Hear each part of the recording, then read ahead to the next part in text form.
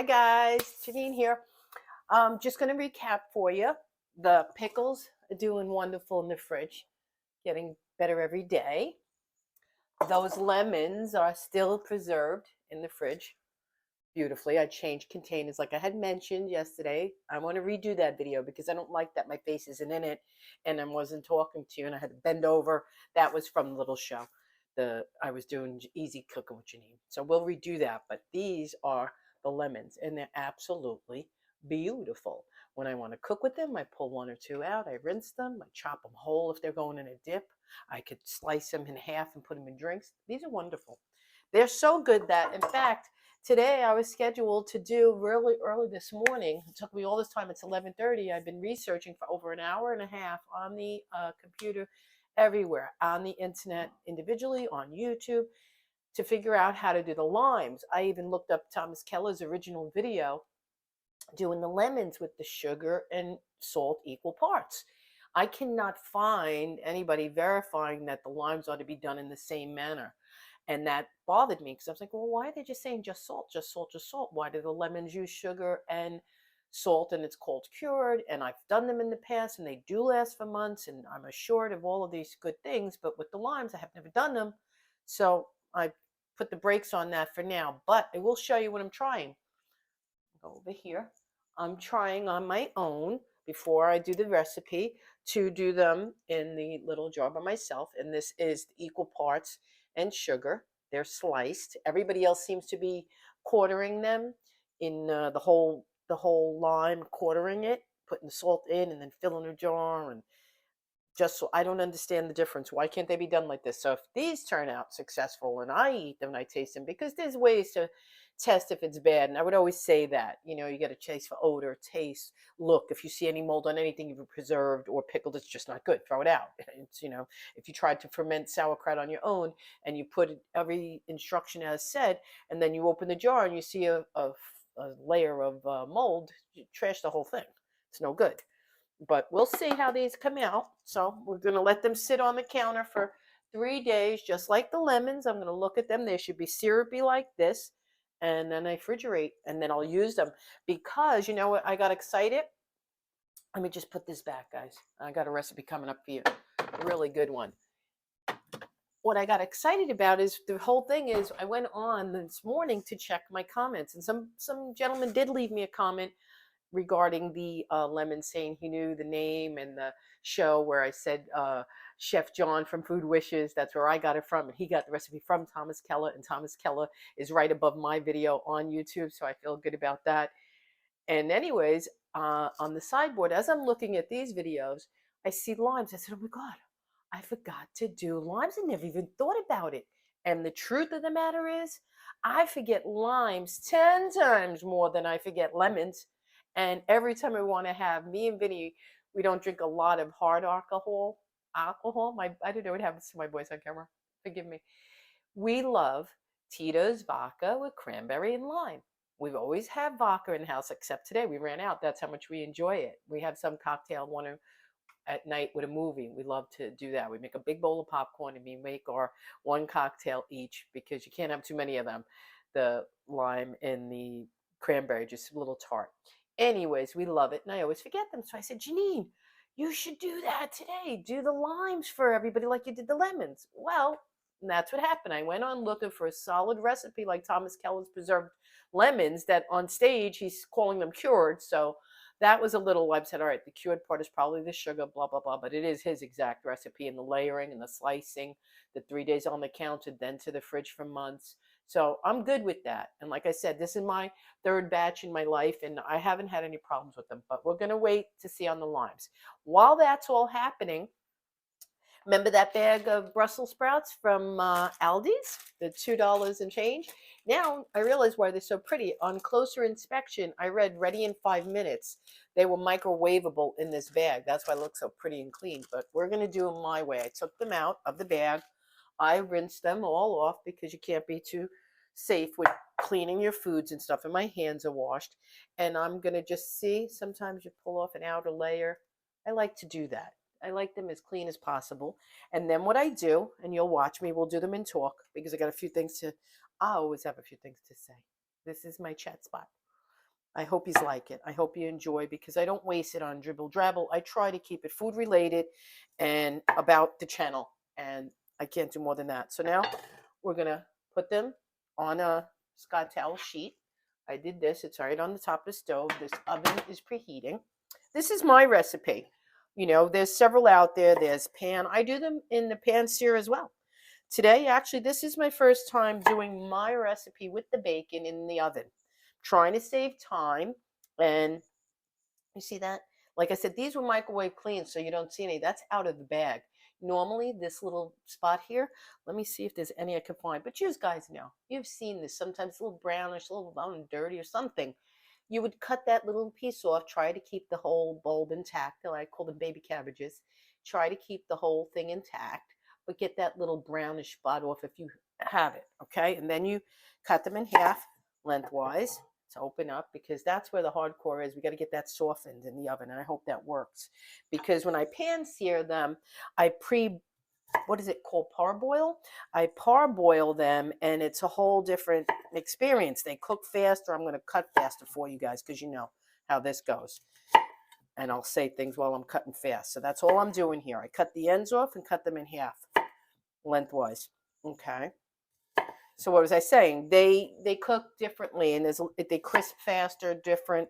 I do the parboil because they'll burn faster in the pan to get that char than they would in the oven. You know what I'm saying? I mean, unboiled. If I didn't boil them at all, and I try to make them my recipe in the skillet, they'll be raw and hard, but they'll be browned. So I said, nah, let me try to do a good recipe for you guys, something different with the same flavor.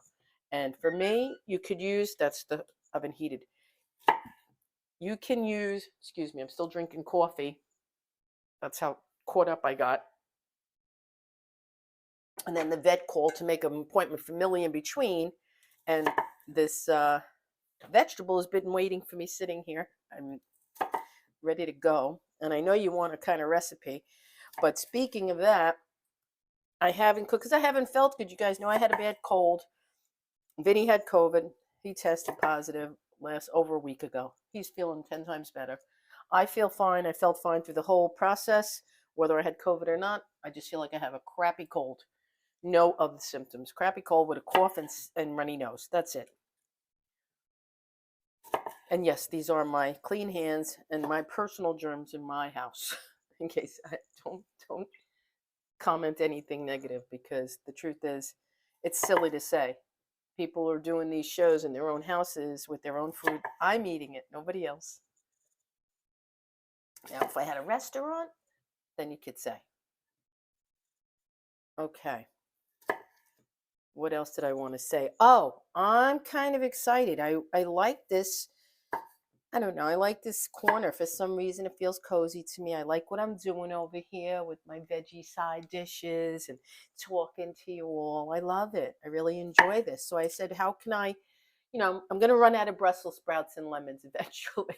Well, not really. I have a few more wonderful recipes I'll talk about. Like next, I learned how to do tahini. Tahini is a main component.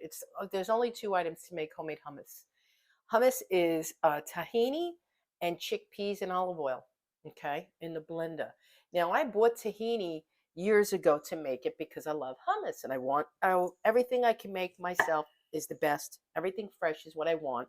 So I said, okay, I'll make it. I bought the tahini. First of all, the tahini for a little jar, which I think would have used the whole recipe, was $7.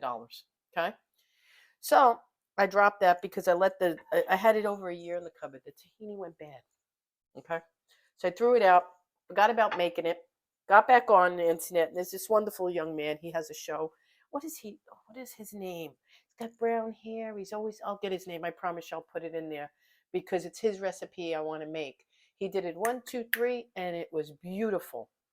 So I want to make stuff like that too. I'm going to do, these are the avocados thawing out from Aldi, and I got another gentleman's recipe for that is really traditional Mexican, and how to find the right ripe avocado. I want to do that before they get too soft.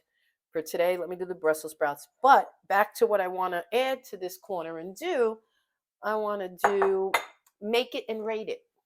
And what that means is I don't cook everything every night. You saw my haul from Aldi's. I want to try out that lobster mac. So I thought it'd be fun if when the night comes I'm going to eat that, I'll make a video and say, okay, let's make it and rate it. And I'll let you know if I thought it tastes good or if it's worth buying. And you'll get to see. If you trust my opinion, you see my food, you see what I'm cooking, you know what I like and want. I'm pretty fussy when it comes to food. Trust me, if I won't eat it, I won't recommend it. Even if it's just something cooked that I don't like, if it's something wrong with it, I will say. Okay, enough of that. My recipe calls for bacon. I told you I got 2 pounds of this beautiful bacon. And what I do to store it, because we don't eat bacon like bacon and eggs per se, I cut them in half, the whole pound. Okay, just like this. There you go. I cut them in half and I put this whole, because this I would use a whole portion for pasta and peas and shells. I would use it in any big pasta dish for me and Ben, this whole half pound. If I did want to have BLTs for us, 2 sandwiches would be a half pound. So this is why it's my measurement. We don't eat long slices on a Sunday with bacon and eggs. We don't do bacon and eggs. Okay, and it's good. We cut down on, fat foods, but we still enjoy it. So I found ways to incorporate it into our food without going crazy worrying about we're eating too much fats or bacon. Okay, so now let me just get this into the freezer time being. And I'm going to cut up the other part, the other half pound. First, let me continue. That could sit a minute. See, now these are all on the pan. We're going to take the Scott towel out. The Scott towel is there because I rinsed them and you want them dry. They have to be dry to get it crisp. Okay, we're going to do these similar to the way we did the cauliflower and the onions. Only difference is this is Brussels sprouts. We're going to give them a liberal dose of salt and pepper, and I got some fresh garlic. I'll save that to put in the pan with the bacon. Okay, a little bit of salt. And your very best olive oil. Remember what I said, we're eating it, so don't be shy to use your good stuff. It just means your monthly olive oil bill is going to be a little bit higher. That's how I reasoned it, because I was just saving it for special what? All my food I eat should be special. Let me get that out of your way. Let's get this pan up here. See? We're going to put, this is really good finishing oil. Frantoia. This is expensive, but I don't care. We're going to eat it, so I want to enjoy it. Get a good dose of that on the pan. We're going to have to move them around. Let me rinse my hands once more. So I hope everybody is enjoying the channel, as I always ask and say. Please comment. Please remember, if you like me, my channel, my style, hit that subscribe button. It helps me grow, and I really need the support because there's things I want to do. And I also want to know that people like it. There's nothing more validating than having a large group of subscribers. I think that's what everybody does it for. Some for, they want to get into it and make it full time. I'm not looking to do that. I just want to cook, and I want to have lots of new friends to share all these recipes with. See?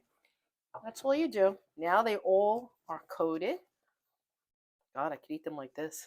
See? I got to do that again. That's the drawback of using your best, what do they say, utensils in the kitchen? Yeah, best utensils, constant have to clean. Now we have to get that oil off. They look good. I got to say, guys, not for nothing, for a bag of Brussels sprouts under $3. These look really appealing. I can't wait. All right, these are going to get a single file. And I'm debating, you know what? I'm going to try to go for it. Normally, I would cook the bacon separately, but let's try something new. Hey, that's the beauty of it. It's not all written in stone here. I don't want a channel that does that.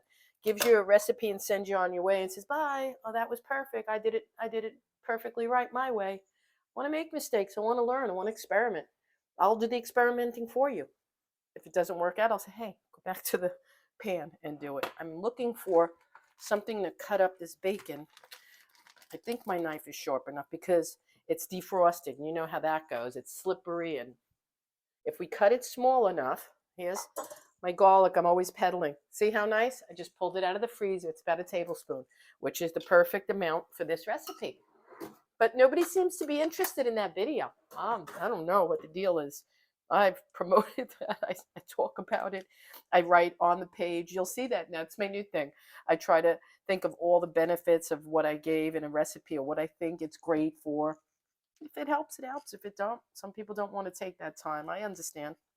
I didn't always cook like this. I think I did this. Comes with time, season, life. I'm older now. Food and the health properties of food are more concerning when you get older. You want everything. That's when you start thinking of juicing and should I eat this or should I have that or should I cut this out of my lifestyle? That's what happens. And it's a good thing. Okay. So let's cut that bacon up. Let's get it all done in one shot here. And we're going to put it in the oven and hope it bakes away. You want to cut it small because we want it to crisp faster in the oven. So see what I'm doing? Taking little pieces like this and I'm going to separate it. But that's how thin it is of the bacon. Right? And then we're going to put it, we're going to have to sprinkle it like it was something. Let me just get it cut. All right. And then being as small as it is, it's the right bite size. It's what I want. It's not just because of the oven, but I mean, if I was doing it on the stovetop, I probably wouldn't be as meticulous. But here, okay. All right, now I'm just going to take all of this bacon, spread it around the pan. It's going to add extra oil, which again should help crisp them. I'm anticipating they should be done in 30 minutes. If they're not, we may have to put the broil on for 15. You know, as always, I tell you, I'll put that in the description. Any changes, anything you didn't see off camera that I needed to do, that's another thing I pride myself on, you know, because there's always going to be things like that that happen. And you need to know if you're making my recipe, right? Alrighty, that looks good. Nothing. Never did it all in one in the bacon pan sheet, but I'm seeing everybody else, and I love my cauliflower. Okay. The only thing I could say, they may take longer on here because they're not pre-boiled, and they don't have that direct heat of the skillet like I would press them face down on a skillet. Okay, guys, they're going to go in the oven now at 375, and we'll be back and see what happens and what we got. Okay. Hi guys, they're finished, they're delicious, and I'm going to show you everything. Hubby's filming, that's why I'm going to be able to show you them better. Come and show them, Ben, how nice and charred they are. Look at these, 30 minutes in the oven, guys. Bacon's all good. Some pieces are a little bit more crispy than others, which I think is a nice variety.